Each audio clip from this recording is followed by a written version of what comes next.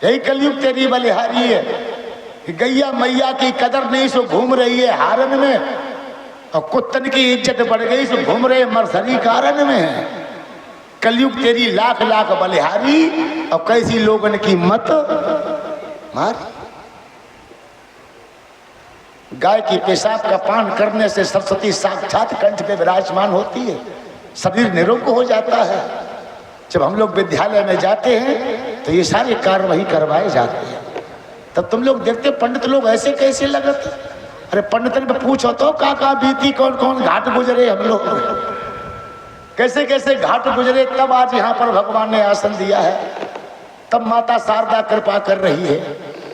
इसलिए कह रहे हैं गाय को गौरासन खिलाने से घर में अन्न धन की कभी कमी नहीं आ सकती। लोग पहली रोटी गाय को ही दिया करते थे।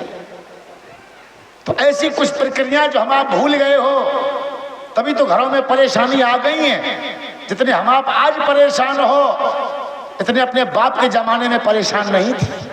उस समय गैया पाली जाती थी, घरों में गाय के गोबर से लेपन होता था, हवन होम होते थे। अब तो ऐसी खोपड़ी सनक सवार है, देख तेरे संसार की हालत क्या हो गई भगवान, कितना बदल गया। आया समय बड़ा बेढंगा, आज आदमी बना लफंगा, कहीं लड़ाई कहीं पे दंगा, नाच रहा नर होकर नंगा। नंग नाच मचाने का तो शौक बन गया लोगों। छल और कपट के हाथन अपना बेच रहे ईमान, कितना बदल गया इंसान। यही कलयुग की कला है जो देख रहे आप लोग। सुजनेषु बैरम परेषु मैत्री पश्यन्त लोकः कल कौतुकानि। यही कलयुग का कमाल है, अपनों से दूर कर देता है। ऐसा दिमाग डाइवर्ट करता है, अच्छी बातें बुरी लगती, बुरी बातें अच्छी लगती हैं। अपने दुश्मन लगते हैं, दुश्मन अपने लगने लगते हैं, तभी तो दुनिया वीरान होती है। इसलिए मेरे कहने का अभिप्राय, गैया और मैया की कदर करो, इनमें बड़े सुख भरे हैं। कुछ सरकार की भी बुद्धि उल्टी हो गई है, तो बेसहारा कर दी। या तो गौशालाएं खुलवाइए, उनकी व्यवस्थाएं बनाइए, देख रेख करिए। देख रहे आधी सीटें साफ हो गई, कछु है तो चक्कर है कछु चक्कर है। गैयन के बच्चा कुत्ता सड़कन पे खाए रहे हैं, बेचारी तलब तलब मर रही है तो कछु चक्कर। वेद शास्त्र कभी पक्षपात नहीं करते, चाहे करतार हो चाहे सरकार हो, है तो कोई चक्कर। उसी का तो ये परिणाम दिख रहा है। कर्म ने गैया हाँकी थी, बेचारी जो पेट में बच्चे थे वे भाग रही थी, थाप रही थी, और उस पापी को दुआएं दे रही थी, बद दुआएं, कि जैसे आज भागने दौड़ने में हमारे पैर थक रहे हैं, जैसे पग अटकत है मोरा, और मां भारत में रथ अटके तोरा, इसी दशा पे तू भी गुजरेगा। तो सूर का बेटा था करण, कोई ऐरा गैरा का नहीं था, सूर भगवान का बेटा।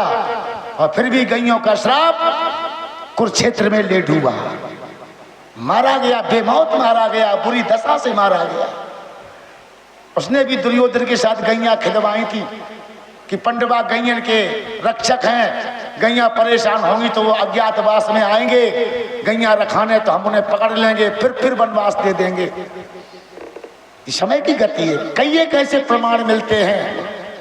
इसलिए हमें तो कोई चक्कर लगता है, तभी तो खोपड़ी सरकार की ठनक रही है। अपराध अपराध होता है, वो किसी को माफ नहीं करता। चलते ही कथा स्थल पर भगवान श्याम सुंदर गैया चराने जाते, बड़ी सेवा करते हैं गैयन की। जब कंस को पता चला कि हमारा काल यमुना के किनारे ग्वाल वालों को साथ में लेके गाय चराने जाता है, उसने एक दिन धेनुकासुर नामक राक्षस भेजा। वो बछड़े का रूप बनाकर गैयन में घूमने लगा, और जैसी एक ग्वाल को उसने लात मारी कन्हैया समझकर, भगवान उसकी चाल समझ गए, झपट के पैर पकड़ा, घुमा के पटक के मार डाला। एक राक्षस बकासुर आया बगुला बनकर, और चोंच फैलाकर ग्वाल बालों को खाने लगा। भगवान कन्हैया भी उसके मुंह में घुस गए और दोनों उसके बाहर वाले जबड़ा पकड़ के फाड़ दिए। सारे ग्वाल बाल बाहर आ गए और राक्षस मर गया। एक अघासुर आया अजगर बनकर, सांप बनकर, और सभी ग्वाल बालों को लील गया। भगवान कन्हैया को भी लील गया और अंदर जाकर भगवान कन्हैया ने जो अपना शरीर अग्नि का अंगार बनाया, वह लीलत देर भाई लेकिन उगलत देर, सब ग्वाल बाल बार उगल गए, वो भी मर गया। ऐसे कई एक निशाचर श्याम बलराम को मारने आते हैं और उनके हाथों खुद मर जाते हैं। ये नजारा देखकर ब्रह्मा जी भी चक्कर में पड़ गए। ये कैसा ग्वाला है जो ग्वाल बालों को साथ लेकर बड़े बड़े प्रतापी राक्षसों को ढेर कर देता है। चलो हम भी इसकी परीक्षा लें। सारे ग्वाल बाल और सारी गैया ब्रह्मा जी ने गुफा में बंद कर दी। भगवान ने कहा, वाह पितामह वाह, दुनिया वाले हमें ग्वाल बाल समझ रहे, तुम हमें ग्वाला समझ रहे हो, और तुम तो पहचान करो मैं कौन हूं। ये तो इंसान है, ये लोग हमारी पहचान नहीं कर पा रहे हैं और तुम भी चक्कर में पड़ गए, तो पड़े रहो। भगवान कन्हैया ने अपनी योग माया से तुरंत नई गैया बनाई ली, नए ग्वाल बाल बना लिए। 1 साल तक किसी को पता नहीं चला कि असली गैया है कि नकली है, कि असली ग्वाल बाल है कि नकली। अंत में ब्रह्मा भी आकर भगवान के चरणों में गिर गए, मालिक मान गए तुम्हारी कला। इस तरह से सबको शिक्षित करते हुए धीरे धीरे समय का चक्कर चलता जा रहा है। कंस अचेत पड़ा था अपने महलों में, अब कोई उसके दिमाग में भगवान को मारने का रास्ता नहीं दिख रहा। तमाम राक्षस मारे गए, बड़े बड़े बलवान राक्षस मारे गए। उस पाखंडी कंस के होश उड़ गए। अब तो अपनी मौत का इंतजार है। एक दिन महात्मा नारद कंस के पास पहुंचे, कहिए भोजराज, जवानी की अवस्था में तो सीना तान के सिंहासन पर बैठना चाहिए, और तू सिकड़ो सिकड़ो काय को बैठो, कौन सी परेशानी है। नारद से बोला कंस बाबा, अब हमने अच्छी तरह जान ली कि वही श्याम बलराम हमारी मौत है, उन्हीं के द्वारा हमें अब मरना है। उन्हें मारने का इरादा तो मेरे दिल से अब निकल चुका है, क्योंकि हमारी सारी कोशिशें नाकाम हो गई हैं। नारद जी ने कहा, पागल, श्याम बलराम को मारना तो गुड़ियों का खेल है। गुड़ियों का खेल? हाँ। कैसे बाबा? अरे नंद के नाम चिट्ठी लेके और काली दे से कमल के फूल मंगवा, और काली दे पे श्याम बलराम कमल के फूल लेने जाएंगे और कालिया की फुसकार में मारे तेरा कांटा निकल जाएगा। एक कंस बोला, बाबा जजवार तुमने बढ़िया बताई।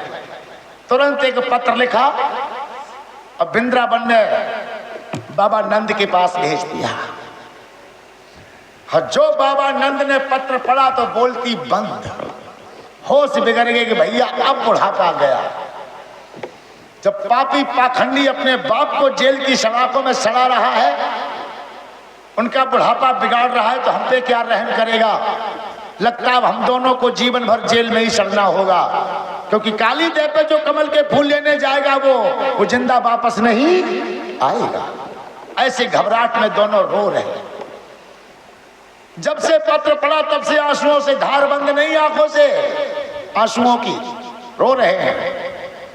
शाम को श्याम बलराम रोजाना की तरह गैया लेके आए, खरग में बांध दी गैया, और रोजाना की तरह दौड़ के भाग के अपनी अम्मा के पास आए, माँ खाना ला, भूख लगी है, खाना ला। जो मैया हंस के खाना खिलाती थी, आज आंसू बहा करके भगवान कन्हैया को गोद में बैठा के बोली कि मैया बोली खा ले बेटा, अंतिम दिन माखन मिश्री को। मैया बोली खा ले बेटा, अंतिम दिन माखन मिश्री को। मैया बोली खा ले बेटा, अंतिम दिन माखन मिश्री को। मैया बोली खा ले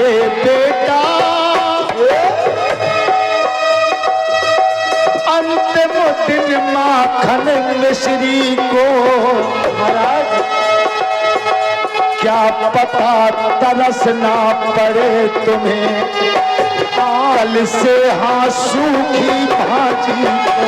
क्या पता तरस ना पड़े तुम्हें कल से आंसू की बारी को। क्या पता तरस ना पड़े तुम्हें कल से आंसू की बारी को। कल से तेरी मैया तुझे खाना खिलाने के लिए यहाँ रहेगी नहीं। इस दूध दही और माखन से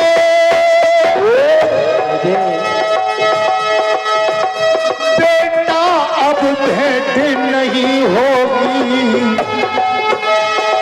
कहा इस दूध दही और माखन से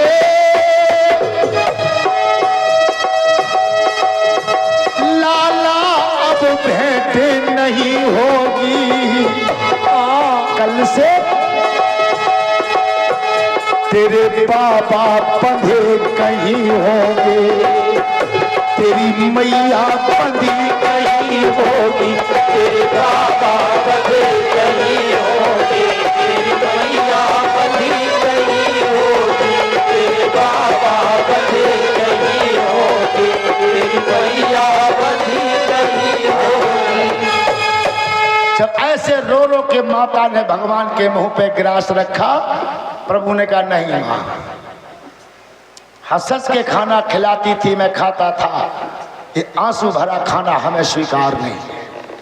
अब तो खाना तभी खाएंगे जब पापी कंस के दरबार पे कमल के फूल भिजवा देंगे। अरे लाला, वहां जो जाता है वो बेमौत मारा जाता है।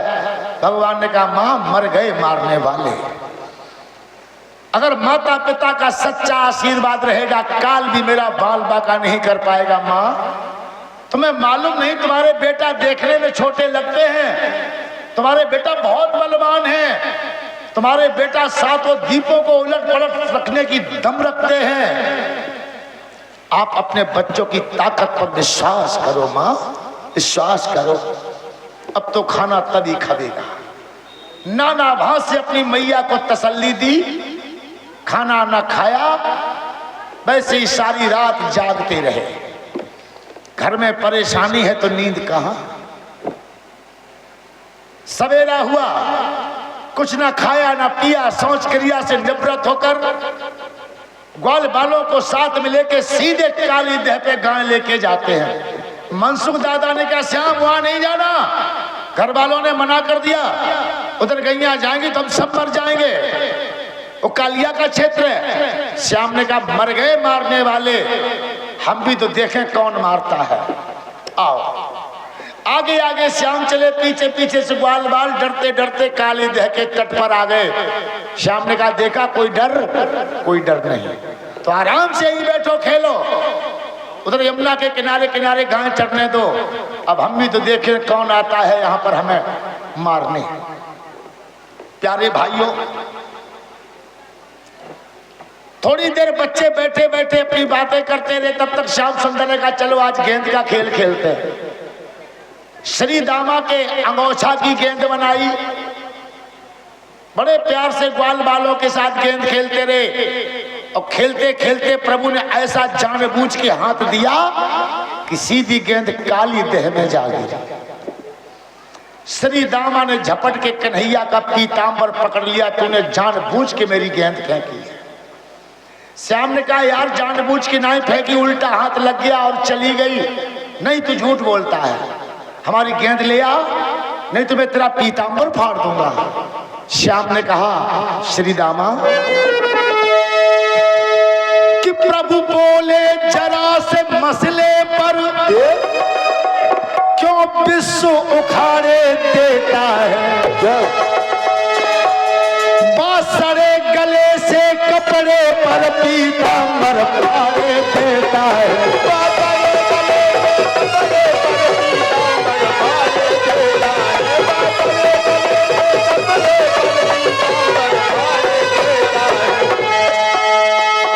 जरा सी बात पर इतना क्यों चिल्ला रहा है भाई?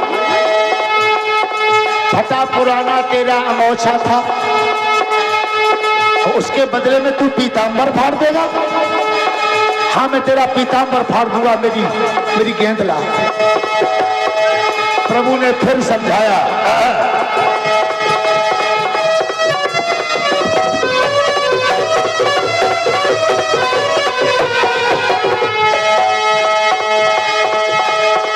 प्रभु बोले जरा से मसले पर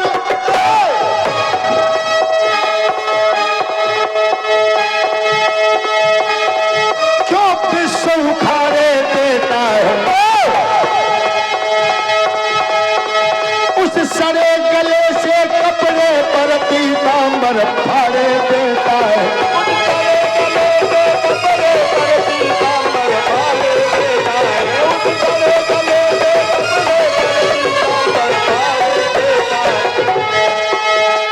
छोड़ दे मेरी कमर, अगर मेरा तमाचा छूट गया तो तेरी खोपड़ी उड़ जाएगी। श्री दामा कहने लगा, हम गरीबों को मारने में तुम बलशाली बन रहे हो? अरे हम लोग गरीब हैं, कोई भी मार सकता, कोई भी कुछ कह सकता है। ऐसे बलधारी हो, ऐसे दबंग हो, ऐसे ताकतवर हो, तो वह कंस से टकराए के दिखाओ तो जाने, और दबंग का सामना करके देखो तो जाने, अपने मम्मी पापा की जेल बचा के देखो तो जाने। हम गरीबों पे क्या दबंगई दिखा रहे हो आप? श्याम सुंदर को बात कलेजे में लग गई। ठीक है, तू फूल फूल चिल्लाता है तो फूल तोड़ कर लाऊंगा, पाताल लोक में भी होगी तेरी गेंद उठा के लाऊंगा, लोक में भी होगी तेरी गेंद उठा के लाऊंगा, पाताल लोक में भी होगी तेरी गेंद उठा के लाऊंगा। पाताल लोक में भी अगर तेरी गेंद होगी तो भी मैं उठा के अभी लाता। ऐसा कह के भगवान कन्हैया जुनून में आकर एक कदम के पेड़ पे चढ़ गए, और जिस कदम की डाल काली दह की ओर झुकी हुई थी, उसी सरारी डाल पे चढ़ के लगा गए छलांग। आज कूदा यमुना में गोपाल, ग्वालन शोर भयो अब भाई, कूदो यमुना में गोपाल, ग्वालन शोर भयो दिवाली, कूदो यमुना में गोपाल, ग्वालन शोर भयो दिवाली। अरे शोर भयो अति भारी, ग्वालन शोर भयो अति भारी, शोर भयो अति भारी, ग्वालन शोर भयो अति भारी। अरे कूदो यमुना में नदलाल, ग्वालन शोर भयो अब भाई, कूदो यमुना में गोपाल, ग्वालन शोर भयो अति भारी, कूदो यमुना में गोपाल, ग्वालन शोर भयो अति भारी। इस तरह से ग्वाल बाल सब श्री दामा को धिक्कार रहे हैं, फटकार रहे हैं। ऐसी तोक भरी बात तुझे नहीं करनी थी जैसी तूने की है। देख श्याम अभी तक उछल के नहीं आए, हमें लगता वो मर गए, डूब गए। ऐसे सब श्री दामा से उल्टा सीधा कह रहे हैं। तब तक माँ यशोदा को पता चला तो वो भी बेचारी रोती बिलखती काली देह पे पहुंच जाती। भगवान कन्हैया काली देह में नीचे धंसते चले गए। कहां गए? जहां ये कालिया रहता था। सौभाग्य जो समय कालिया सो रहा था, नागनिया जाग रही थी। नागनिया चिल्लाकर बोली, ऐ लड़के, अपना सौभाग्य समझ जो आज मौत के मुंह से तू बाहर निकल रहा है। अगर कालिया जागता होता तो तेरी जिंदगी मौत में बदल जाती। ये सौभाग्य समझ जो अभी वो सो रहा है। श्याम सुंदर ने कहा, ऐ नागनियों, किन्हें तुम मौत की धमकी दे रही हो? सारी दुनिया जानती है कि जो काली देह में आएगा वो जिंदा वापस नहीं। ये तो सभी जानते हैं। हम तो खुद ही मरने आए हैं, लेकिन मरने के पहले तेरे पति से दो बातें करना है। उसे जगा दे जगा तनिक अपने पति को। उससे दो बातें करना है। और जब खुदाई अब मरवे आए हैं तो मरने से क्या डरना है? किसे तू मौत की धमकी दे रही है? तो खुदाई मरवे आए हैं। नागनिया बोली मैं नहीं जगा पाऊंगी। हम जगा ले? तुम?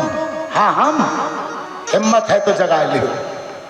भगवान कन्हैया ने जाते ही जाते पूंछ में लात दी। कालिया भन्ना के उठा, झपट के श्याम सुंदर उसकी गर्दन पकड़ ली।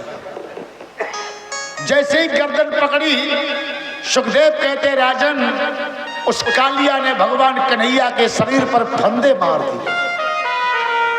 पूरे शरीर में कालिया लिपट गया और सोचने लगा मैं इस बच्चे की पसली पसली तोड़ दूंगा।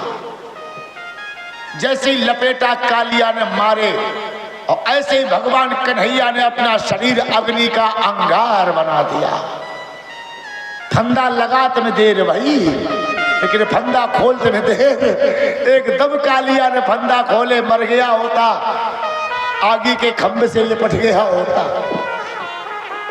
मुंह से खून फेंकने लगा, जहर उगलने लगा, झाग फेंकने लगा, छटपटाने लगा, तड़फड़ाने लगा, लेकिन श्याम ने नहीं छोड़ा। अब नागनियां भी पैरों गिर गई। माफ कर दो, आप कोई इंसान नहीं है, आप इंसान के रूप में कोई शक्तिमान है, कोई भगवान है, आप माफ कर दो। श्याम सुंदर ने कहा मैं क्या कर रहा हूं? अरे हम तो इससे दो बातें करना चाहता था, ये तो हमसे बातें ही करना नहीं चाहता है, दबंगई दिखा रहा है। तो हमने सोचा पहले इसकी दबंगई देख ले, इसके बाद इसे समझाएंगे। अगर तुम इसकी जिंदगी चाहती हो तो इससे कह दो कि दबंगई छोड़ दे और चुपचाप मेरी दो बातें स्वीकार करे, वरना मैं इसकी जान ले लूंगा। कालिया ने भी देखा इस बलशाली से हमारी कोई पेश नहीं जाएगी, अभी ये कहेगा उसे मानो, उसी में भलाई है। हलाई दे खोपड़ी कि भैया तुम जो बताया सो करेंगे। श्याम सुंदर ने कहा ये बस्ती का किनारा है, यहां से तुम्हें जाना होगा रमण द्वीप की तरफ, वन बेहड़ों में, और वहीं जाकर के अपना जीवन जियो। यहाँ नर नारी बाल बच्चे आते हैं और तेरे प्रकोप से मारे जाते हैं, ये स्थान तुझे छोड़ना होगा। पहली शर्त। बोला हमें स्वीकार है। दूसरी शर्त, हमें अपने फनों पर बैठाकर यमुना के ऊपर ले जाकर छोड़ना होगा। बोला हमें जाओ शर्त तो स्वीकार है, लेकिन हमारी जान छोड़ दो। श्याम सुंदर ने छोड़ दिया। एक हाथ में गेंद लेकर, एक हाथ से अपने होठों पे बंसी बजाते हुए श्याम जब कालिया के फनों पे नाचते हुए ऊपर आते हैं, सोई लोग कहने लगे वाह भाई, अरे फन पर पेन बजैया भजलो कृष्ण कन्हैया। बजैया भजलो कृष्ण कन्हैया। अरे फन पर पेन बजैया भजलो कृष्ण कन्हैया।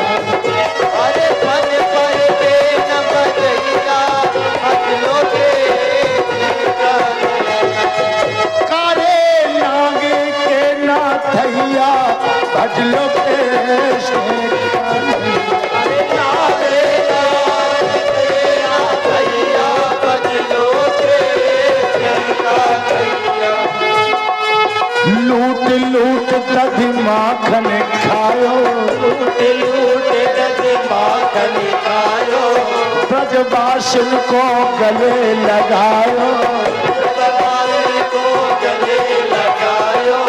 लूट लूट दधि माखन खायो, लूट लूट दधि माखन खायो, ब्रजवासिन को गले लगायो, ब्रजवासिन को गले लगायो। अरे यशोदा जिसकी मैया बोलो कृष्ण कन्हैया। यशोदा जिसकी मैया बोलो कृष्ण कन्हैया। आज फन पर पेन बजैया बोलो कृष्ण कन्हैया। फन पर पेन बजैया बोलो कृष्ण कन्हैया। अरे नागे के नाथैया भजलो कृष्ण कन्हैया।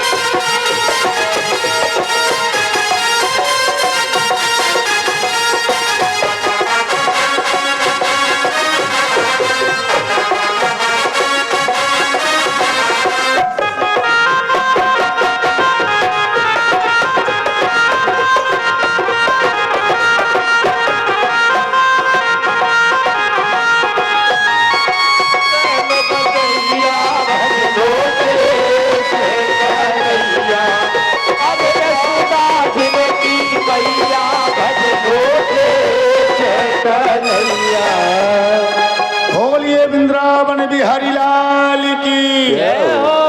बोलिए नागनथिया महाराज की जय हो। जय जय श्री राधे।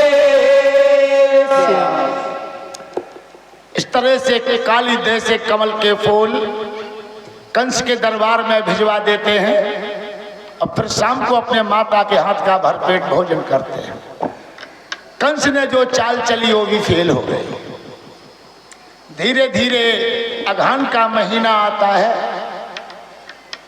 अगहन के महीने में सभी ब्रजबालाएं तालाबों में जाकर नग्न स्नान करती हैं और भगवान का ध्यान आवाहन करती हैं। और जब भगवान का आवाहन करते हैं तो भगवान कन्हैया है। और जब वे पहुंच जाते हैं तो ब्रजबालाएं टेढ़ी मेढ़ी बातें करती है।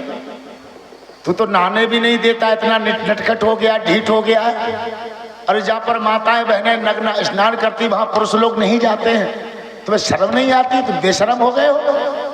श्याम ने कहा वाह भैया, ध्यान हमें बुलाती हैं, जब सेवा में आ जाती है तो निर्लज्ज और नालायक बताती है। अब उन्हें क्या पता कि भगवान हमारे घर में है, वे तो भगवान को ध्यान कर रही हैं। उन्हें पता नहीं वो भगवान तुम्हारे घर में कान्हा बन के आ गया, इतना उनको ज्ञान नहीं है।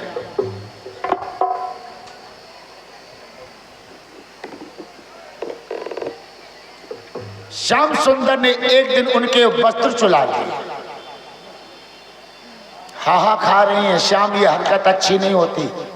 श्याम ने कहा बाहर निकल के ले जाओ कि नग्न स्नान कर रही हो। श्याम ने कहा शर्म खाओ। जब आदमी से तुम्हें शर्म है तो तुम्हें जल देवता से शर्म नहीं है। आखिर में ये जल देवता है, इसका राजा वरुण महाराज है, वरुण देव। कितना बड़ा अपमान होता है, तभी तुम लोग अच्छे जीवन के लाभ नहीं पा रहे हो। ये बहुत बड़ी गलती है नारी जाति का जल में नग्न स्नान करना। कसम खाओ कि आज से कभी ऐसी गलती नहीं करेंगे। बोली श्याम, हमें किसी ने ये अच्छी बात बताई नहीं, इसलिए हमारी गलती होती रही। अब आज से कभी हम ब्रजवाला हैं, कोई भी नारी जल में नग्न स्नान ना करेगी। श्याम सुंदर ने वस्त्र दे दिए।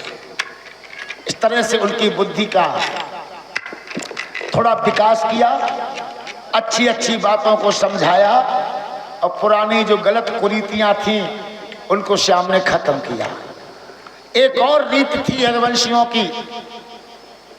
कार्तिक कृष्ण पक्ष की चतुर्दशी को, मतलब दीपावली के एक दिन पहले, जिसे हम नरक चौदस कहते हैं, ये सभी यदुवंशी देवराज इंद्र का पूजन किया करते थे। विधिवत, और ये समझते थे कि देवराज इंद्र की कृपा से पानी बरसता है, देवराज इंद्र की कृपा से हवाएं चलती हैं, देवराज इंद्र की कृपा से धरती में फसलें उगती हैं। ये उनके भ्रम था। धीरे धीरे जब वही दिन आ गया, घर घर में पूड़ी पकवान खीर पुआ बनने लगे, वो भी शुद्ध घी के। श्याम सुंदर ने पूछा ये किस देवता की पूजा की व्यवस्था हो रही है? कहा ये देवराज इंद्र के पूजन की व्यवस्था हो रही है, वो ऐसे ऐसे हम लोगों की व्यवस्था बनाता है। श्याम ने कहा तुम सबके सब पागल हो, वो तो स्वर्गलोक का देवता है भाई, उसकी सत्ता तो स्वर्गलोक में चलती है। वो देवताओं का राजा है, वो नर नारियों का राजा नहीं है। मृत लोक पर तो परमपिता परमात्मा की सत्ता चलती है। मृत लोक के नर नारियों का पिता तो भगवान है, माता तो भगवान है, भाई भगवान है। तुम्हें माता च पिता तुम। जय जय मंगल मान। क्या नाम जी? रजत। आप देख रहे हमारे भैया रजत बाबू, ये सुंदर राम नाम के दुपट्टे से एक द्रव्य दक्षिणा से हमको सम्मानित करते। भगवान आपको सदा खुशहाल रखें।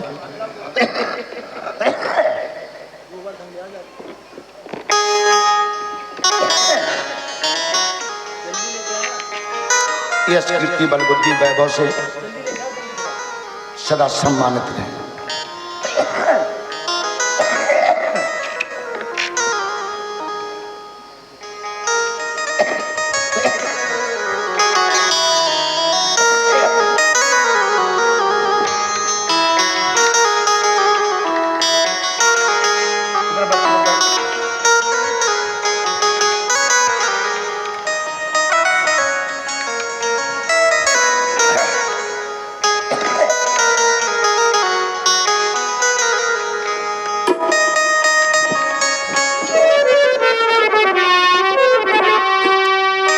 बोली आनंद कंद भगवान की।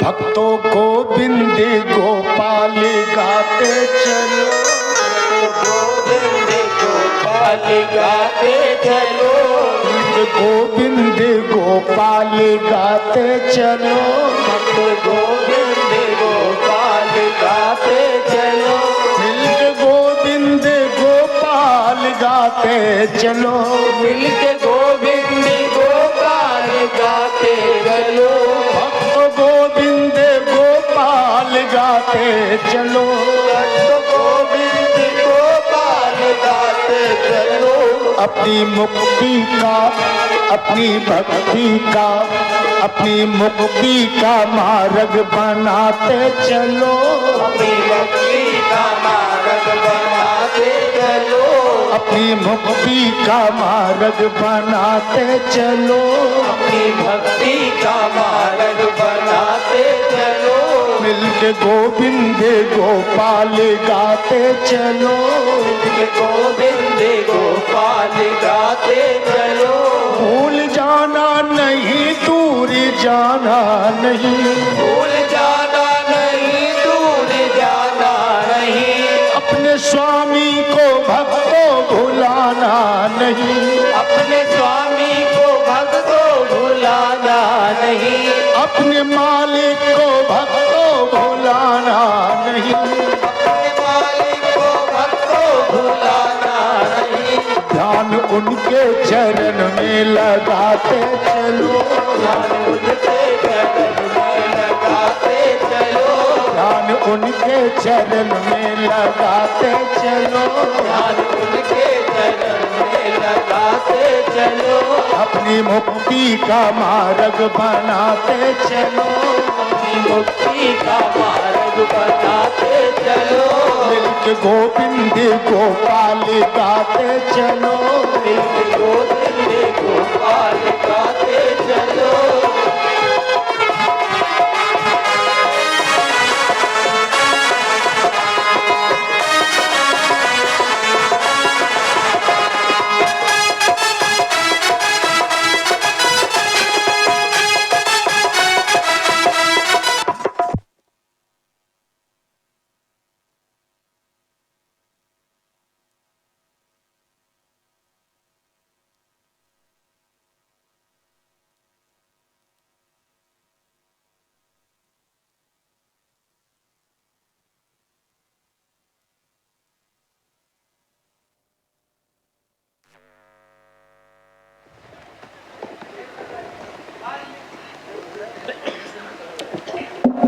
बोली आनंद कंद भगवान की। जय हो।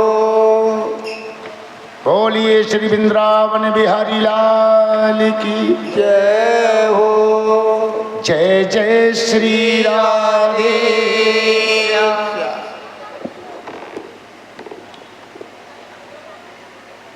शांति का दान देते हुए